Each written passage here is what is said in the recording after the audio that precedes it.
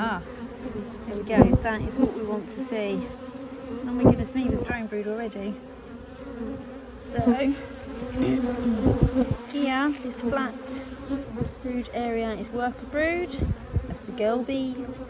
This slightly more bumpy area is the boy bees, and there's less of those. And that means that actually spring is definitely actioned. They're going to be thinking about reproduction soon, which means they'll think about swarming. Another big bumpy area here of drone brood. So already you can see they are further ahead than I would have expected based on the weather we've had. Now if I don't see the queen today, it's not the end of the world, but it would be nice. I mean, I can see there's lots of brood, there's all drone brood there. So we count, as we go along, we count how many frames of brood we've seen. So then we know next time we come in if they're expanding, if they've stayed static, if there's less.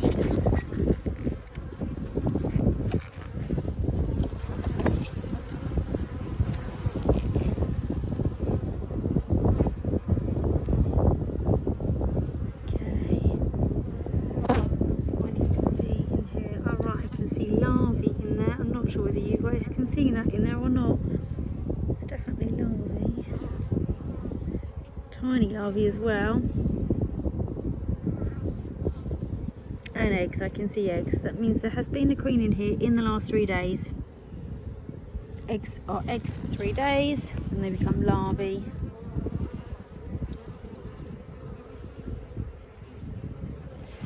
There's quite a lot of drone brood in there, but there's worker brood, so I'm not worried. It just tells me that look out for swarming. You know about beekeeping, you'll know that that's natural reproduction, but it's something that beekeepers have to manage. Otherwise you lose half a colony. Right, I'm going to grab a smoker.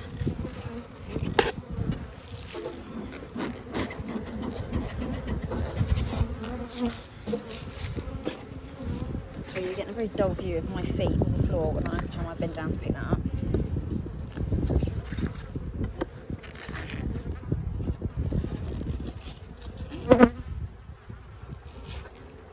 There's my strip for furrow treatment that went in the autumn, which I didn't come in and remove just due to poor weather.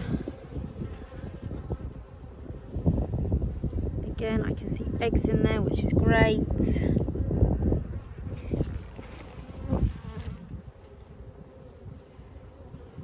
You see the bees with pollen on them here. Again, if I was to sit and watch the front of the hive and see pollen going in, again, it'd be a good sign for me that all is well. No sign of a queen yet. It would be great to show you a queen. Everyone wants to see a queen. So, now I'm halfway through. I'm going to stop this over this side. I'm going to pop round the other side. And through. I've got the sun behind me now, so you're going to get shadows now.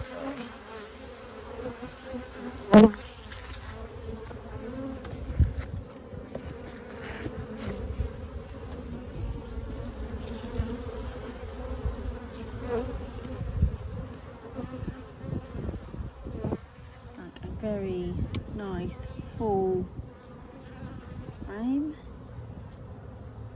You can see eggs. I'm tilting it so the sun shines into the bottom of each cell. So you might not be able to see, but I can see that there's eggs. Hopefully you can see that there's larvae as well, and there's pollen as well. Now the queen in here was a late queen from an emergency queen cell. So she's an unmarked queen, which makes her harder to see. So if we see her, I will try and grab her and mark her so she's easy to see next time.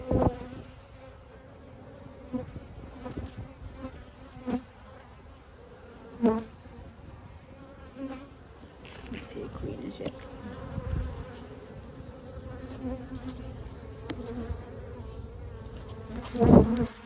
To make sure you put the frames all back snug against each other, because the bees will fall in gaps. Gaps bigger than a bee's face with comb. And once they fill those with honey and you cut them down, you get a very sticky mess. Ah, look, you can see. There's the queen cup. So there is the beginning of its swarming season with the queen cup. I'm going to pull that open. There's nothing in there, there's no egg in there. The next stage would be that there's an egg in there. And then they start producing queen, and then they put to swarm. I'll go through that in more detail with you another time, because it's supposed to be a quick check that all is well, all is healthy. Because it is still quite, it's nice and sunny, but it's actually quite cool. So I shouldn't actually have the hives open for too long today. Otherwise we're at risk of something called chilled brood. The brood gets too cold, so bees keep their hives at 35 degrees.